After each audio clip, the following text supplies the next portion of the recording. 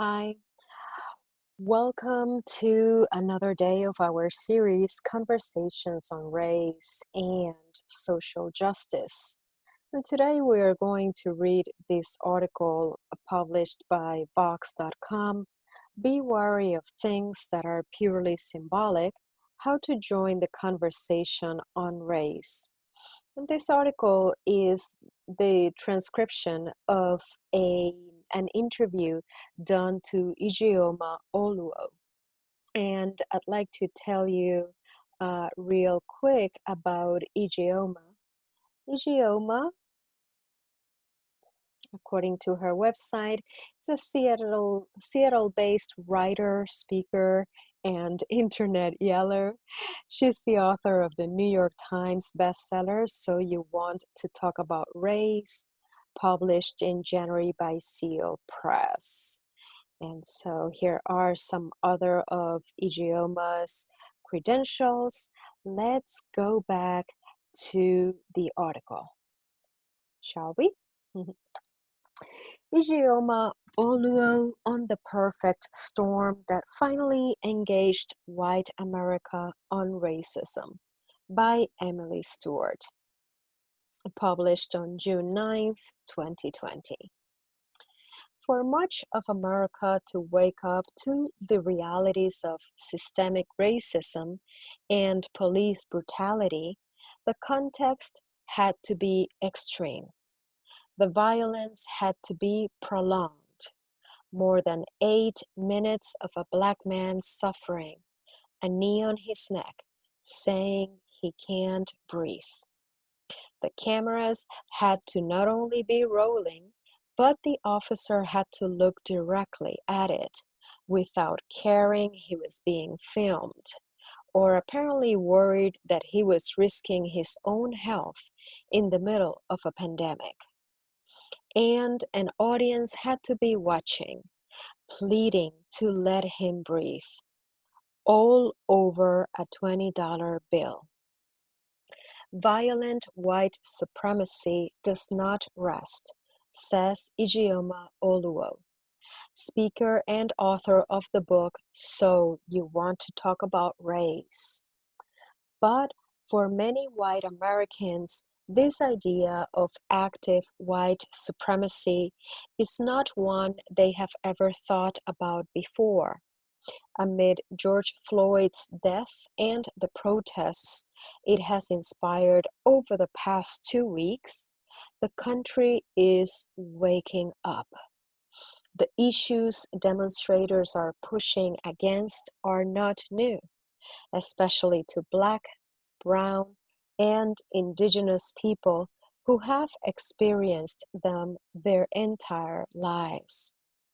But the diverse and widespread outrage over them we are seeing right now is. Polls show swift and significant shifts in attitudes about police violence toward people of color.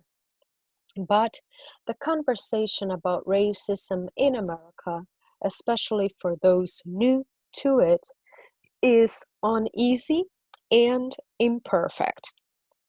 Oluo knows. She dedicates much of her time talking about how to talk about race, as the title of her book suggests. She and I recently spoke about her views on the current moment, the Black Lives Matter movement, and what it will take to create lasting change. It's not inevitable that the protests will fade quickly. The Montgomery, Alabama bus boycott lasted for 381 days. But it is vital to have conversations now while the energy is high about what happens next. We also talked about what it means to get educated on racism and to do the work and what is not helpful when it comes to solidarity. For example, those black boxes on Instagram last week, not the best idea. Be wary of anything that allows you to do something that is not actually felt by people of color, Oluo said. I, I always ask myself when I'm trying to do solidarity work, can the people I am in solidarity with actually feel this? Can they spend this? Can they eat this?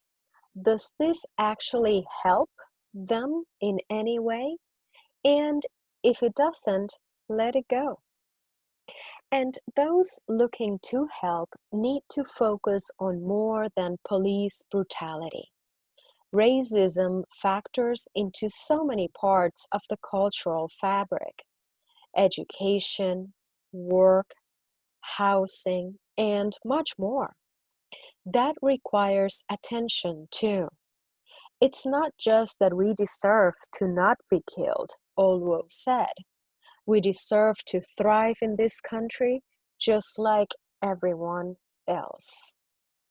Our conversation, lightly edited for length and clarity, is below. Emily, just to start off, how are you feeling in this moment? Ijeoma, I'm exhausted, honestly. It's been a lot, and I'm preparing to do more. I think that right now we are tired and scared and sad and a little excited to see some steps toward real change. And I'm kind of holding all of that in me right now. But mostly I'm very, very exhausted. Emily, is this a is this a moment in your mind? Is this something different that's happening right now?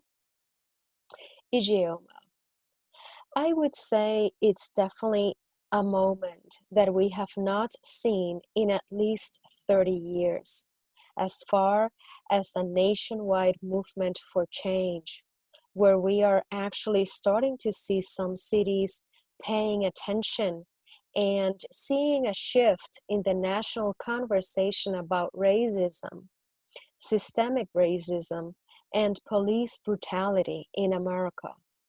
What will come? I don't know if it will lead to something different than what we have seen, but it is different this time. Emily, what's different? Ijeoma, right now it's really been a perfect storm. We have not seen protests in all 50 states where you could have a day where every state and then multiple countries around the world are joining in to say that Black Lives Matter, to say that enough is enough. We have not seen that in a very long time. What's happening right now, when you have people who are already tired and scared and worried about the pandemic that we have been in, is that not only did it hit the Black community especially hard to see that violence in the midst of this pandemic that's coming for us, but to also see that violent white supremacy does not rest. Police will still take the time and risk their own health to take the life of a Black person. It also shocked the rest of the country to realize this is how ingrained it is. It is this ingrained. When everyone is supposed to be staying home, when we should all have bigger things to worry about, that a supposedly fraudulent $20 bill will cost a Black person their life. I think that we were all feeling raw. We all had less reserves, and it was just a collective enough. It's been enough for a lot of us for a very long time, but I'm still glad to see so many people coming out in solidarity. Emily, how is the conversation about race different from the past? 10 years, 5 years, even 2 years ago. Ijeoma.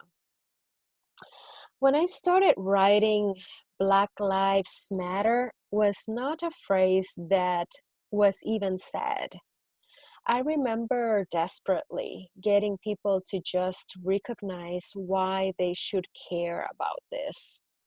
And Black Lives Matter itself was a movement just trying to say that we deserve to live.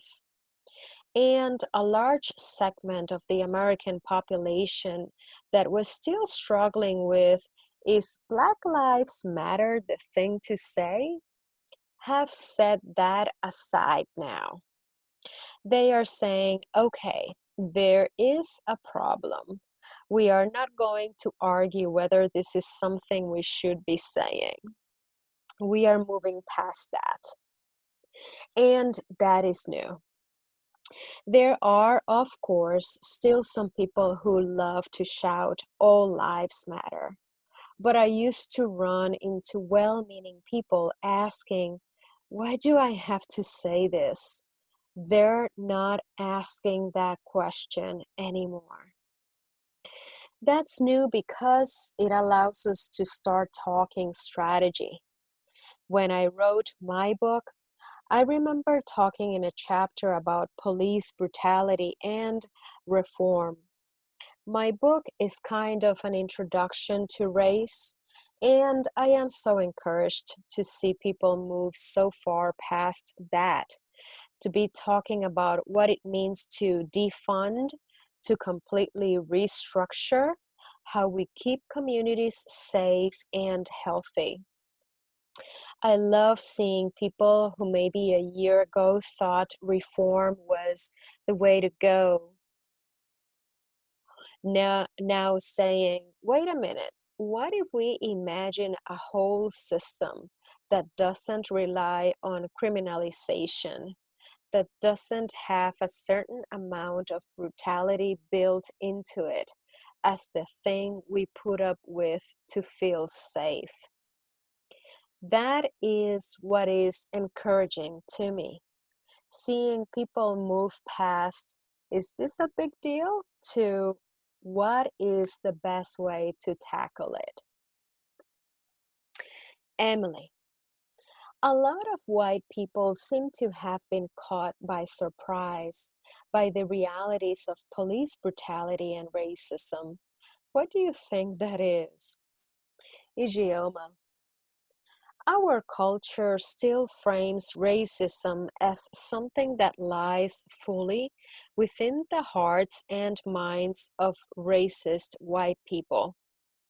It's racism if you hate, and therefore, if we can just find the few people who hate people of color, who hate Black people, then we could solve racism if we could just solve them. What that means is that the everyday fear and heartbreak and stigmatization that we deal with in this country is largely ignored. You don't see after school specials on racism that talk about the ways in which teachers don't think you wrote your paper because you did really well on it, or how people with their hair in braids are seen as less professional. These are not issues that people think of when they think racism. When I give talks, when I say someone is a racist, what do you think? And people say, the Klan. For people to realize that it had to be so bad in our police forces, it was not just the act. It was not just the fact that the way George Floyd was killed was so shocking. It was the fact that things had to be so bad that all four of those officers knew that they would be completely fine to murder someone long and painfully in front of cameras, in front of a live audience. What it spoke to was not just those officers, it spoke to an entire culture. You cannot say it's a few bad apples at that point. That's where a lot of that shock is coming from. It's frustrating. I know that I am frustrated, and I am hearing from so many other Black people who are so frustrated at getting phone calls from white people they have known for a long time saying they had no idea. And you think, why weren't you listening to me? I have been saying this the whole time. I am a human being with words who can say that this is what's happening. Had it just been one officer, it would not have been as shocking.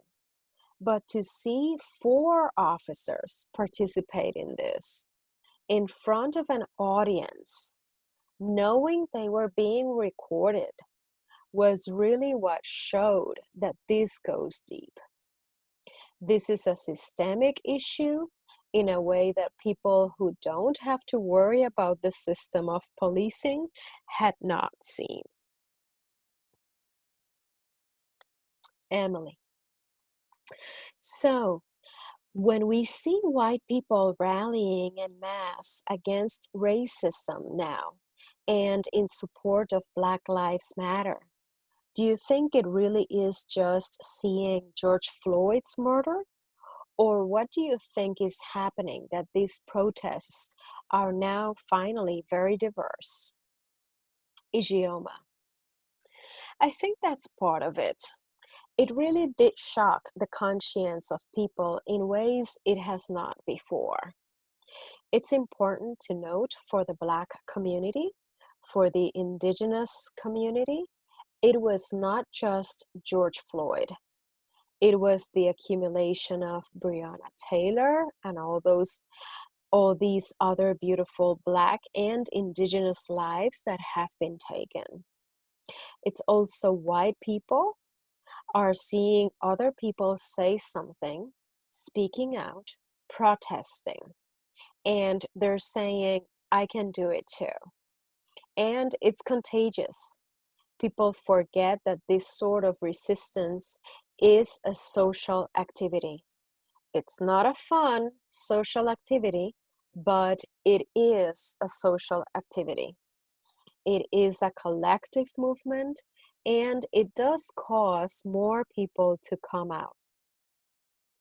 I do think people have more time.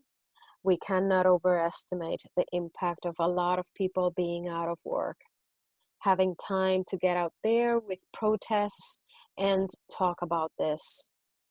Our social connections to people via the internet are sustaining us in a way that has not happened in the past because we cannot see people in person. Therefore, we're talking about these things in a way that we were not before.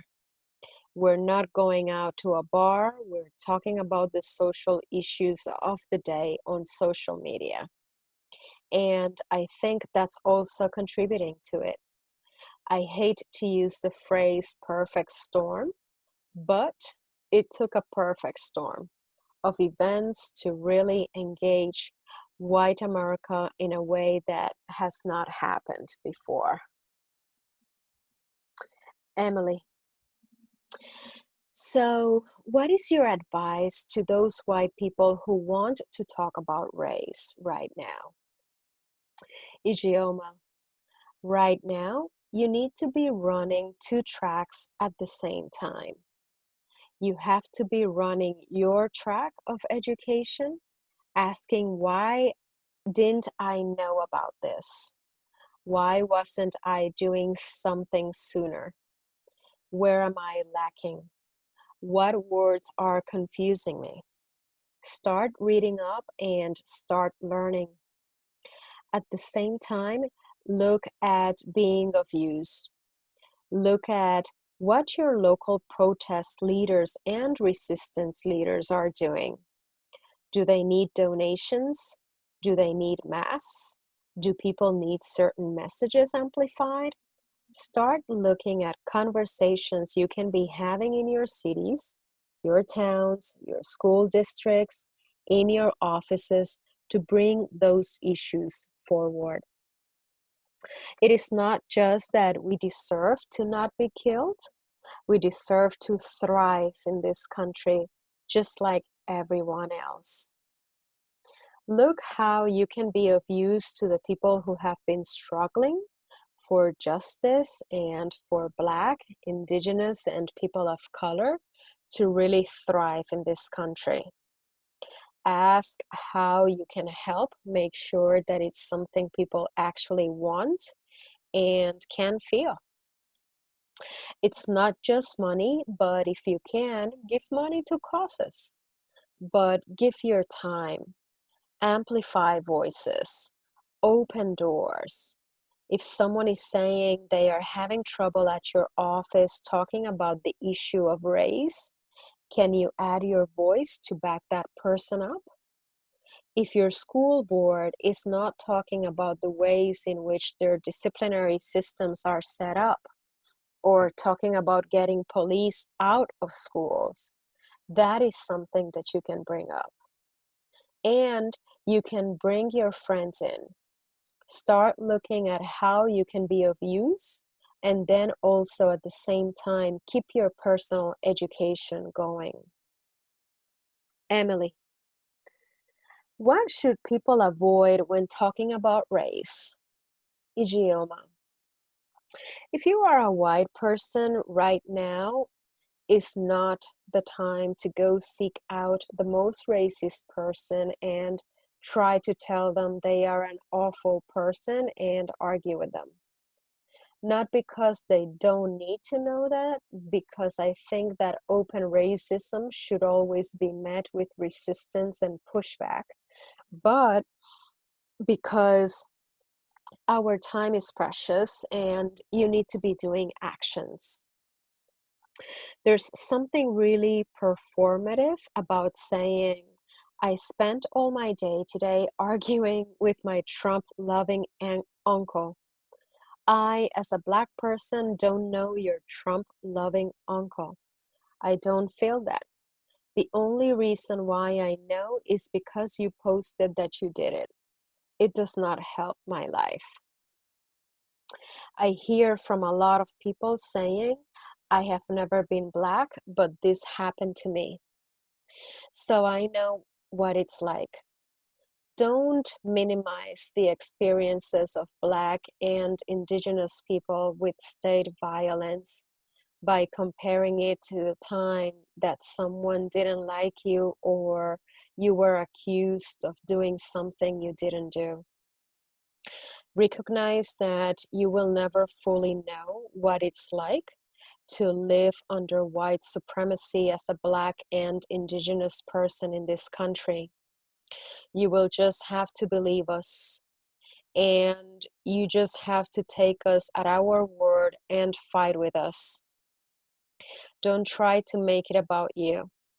Don't try to make it about your pain and your journey, and keep your energies focused on where you can be of use to the struggle and to the movement that's happening right now.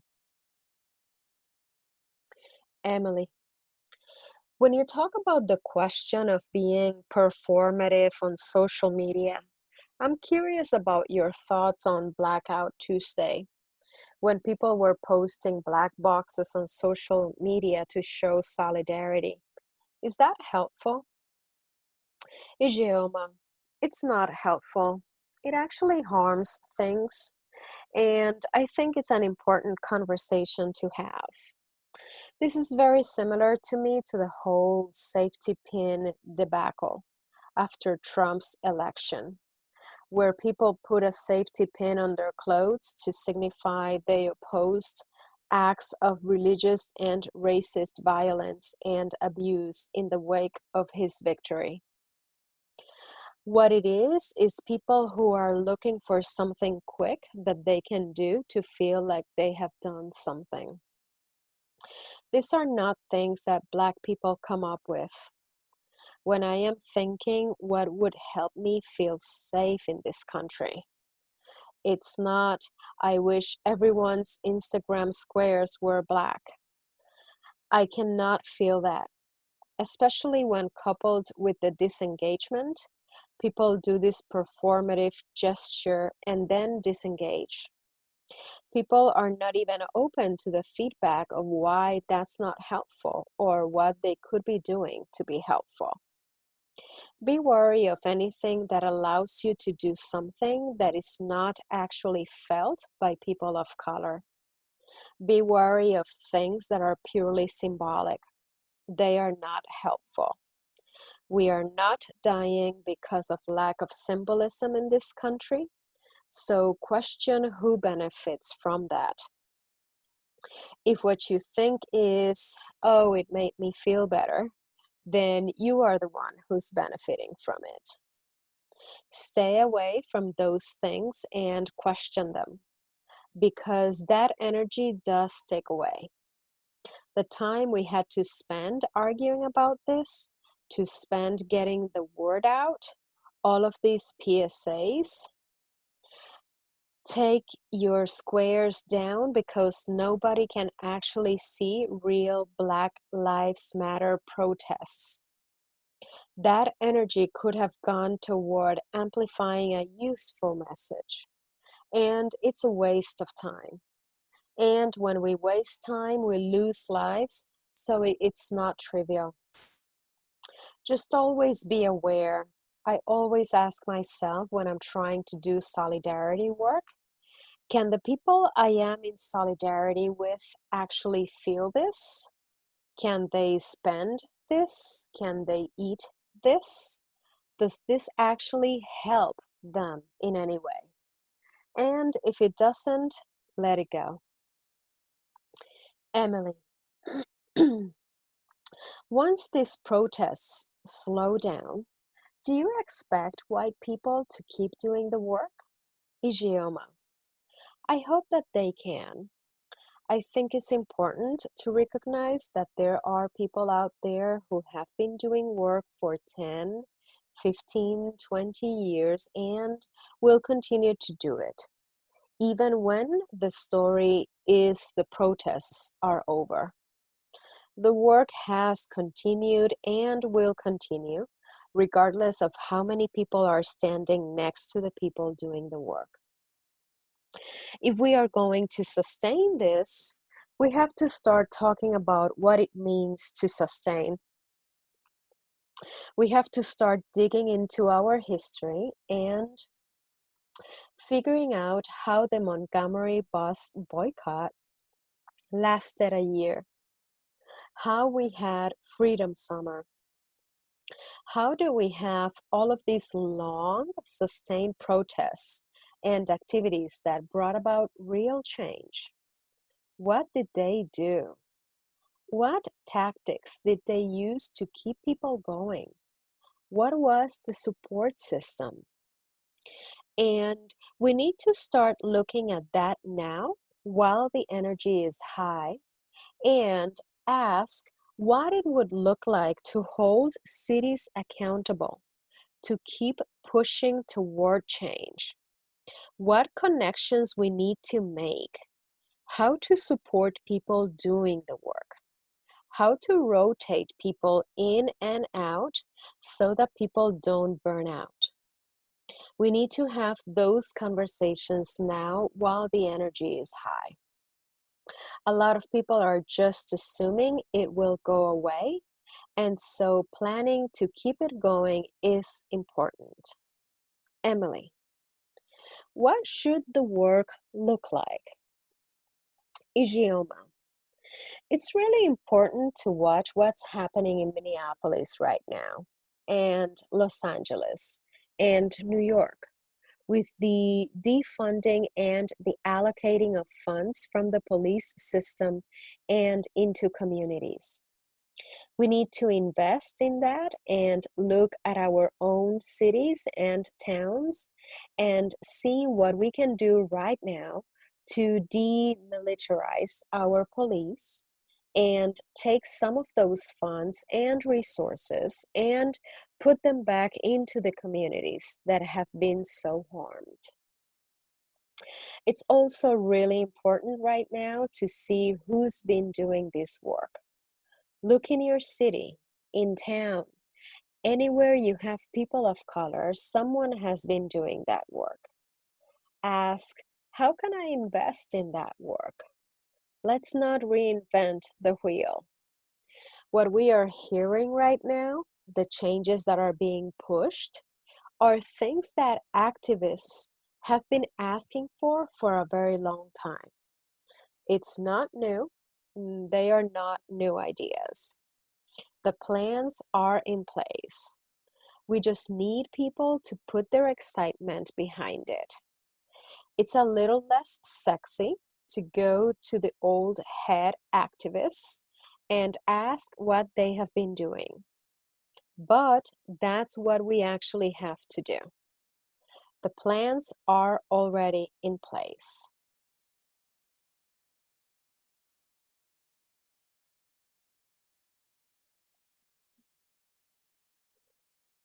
Thank you for listening. See you tomorrow.